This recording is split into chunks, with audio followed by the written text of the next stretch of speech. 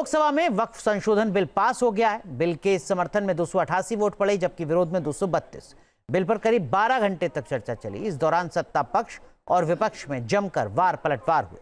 सदन में छिड़ी जुबानी जंग किस तरह दिलचस्प रही, देखिए इस रिपोर्ट में। अध्यक्ष महोदय, भाजपा जब भी कोई नया बिल लाती है तो वो अपनी नाकामी छुपाती है।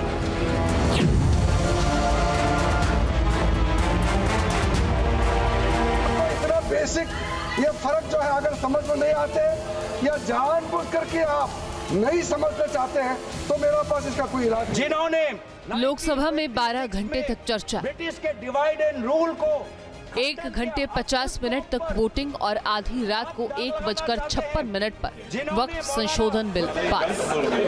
मान्यवर, यह बिल जमीनों की सुरक्षा प्रदान करेगी। मान्यवर, किसी की जमीन अब घोषणा मात्र से वक्फ नहीं बनेगी, उसको प्रोटेक्शन कि न तो नीति सही है न नियत।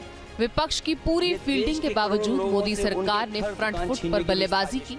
आरोपों के हर बाउंसर का तर्कों के साथ करारा जवाब दिया और वक्फ बिल पर बाजी मारी। सर, मैं विपक्ष की बात सुन रहा था, मुझे उनके तर्क को समझने में थोड़ी कठिनाई हो रही है। वक्फ बिल में संशोधन होना चाहिए, लेकिन नहीं भी होना चाहिए। वक्फ बिल पर चर्चा से जुड़े बयान सोशल मीडिया पर भी सुर्खियां बटोर रहे हैं और सबसे ज्यादा चर्चा गृह मंत्री अमित शाह के बयानों और उनके आक्रामक अंदाज की हो रही है। जब भी कोई विषय होता है संविधान की लाल किताब दिखाते हैं। एक सदस्य ने कह दिया माइनॉरिटी इस कानून को स्वीकार नहीं करेगी। क्या धमकाना चाहते हो भाई? संसद का कानून है, सबको स्वीकार करना पड़ेगा। स्वीकार नहीं करेंगे मतलब क्या है? कैसे बोल सकते हैं कोई? लालू जी ने क्या कहा?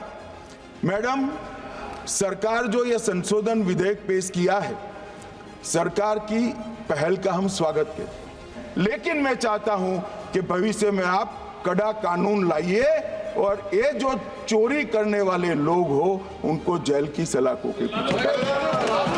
अब सब लालू प्रसाद की इच्छा इन्होंने तो पूरी नहीं की, नरेंद्र मोदी जी ने पूरी कर दी। तो अगर वक्फ की भूमि जो वक्फ कर रहा है उसकी है या नहीं है, इसकी जांच कलेक्टर करे तो इसमें आपत्ति क्या है?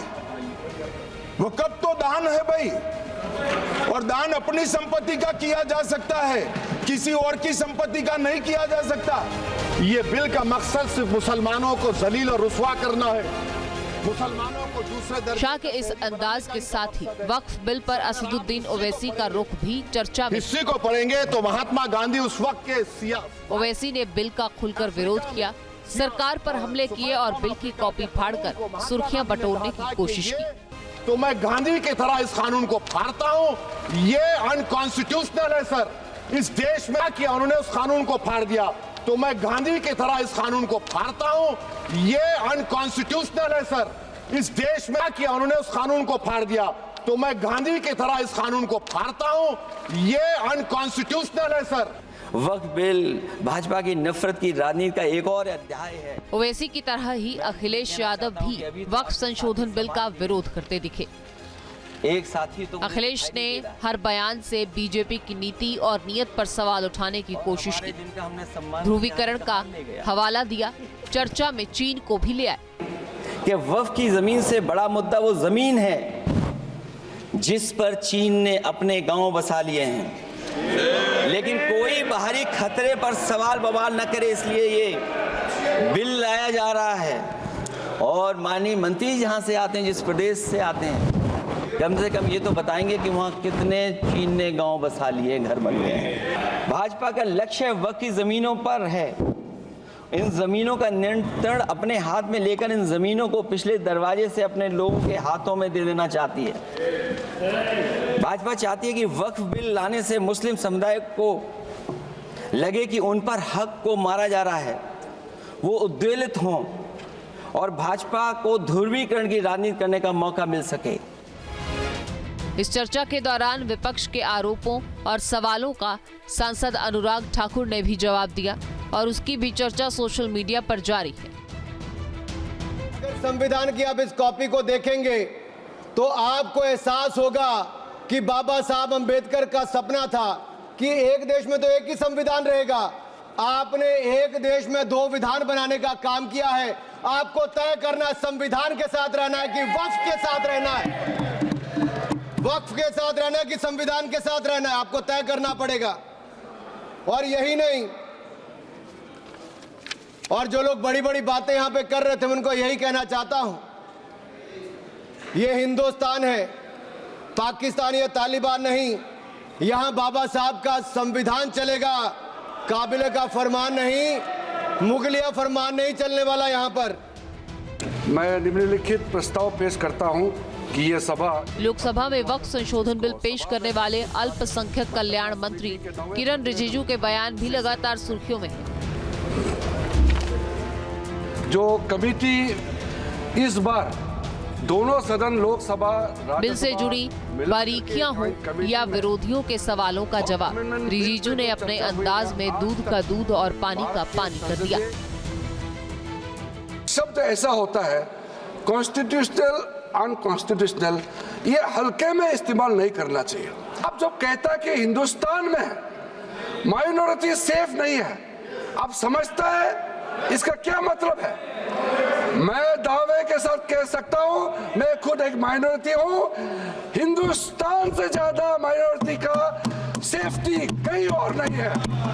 इस देश में हर एक माइनॉरिटी शान से जीने का अधिकार रखता है। इस देश में भारत देश सेकुलर इसलिए है कि भारत देश में मेजॉरिटी लोग सेकुलर सोचते हैं।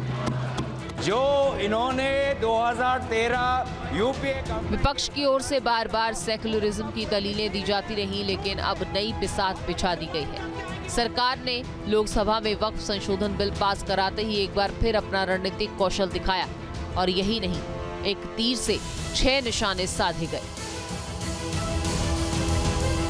बीजेपी ने साफ कर दिया कि सेकुलरिज्म की परिभाषा विपक्ष के हिसाब से नहीं चलेगी।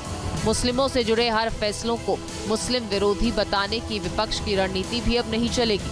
बीजेपी ने यह भी दिखा दिया कि मुसलमानों को डराकर वोट हासिल करने की विपक्ष की मंशा काम नहीं आएगी। इसके अलावा मुसलमानों से जुड़े मुद्दों पर धरना प्रदर्शनों के जरिए दबाव या बदलाव का मकसद भी पूरा नहीं होगा।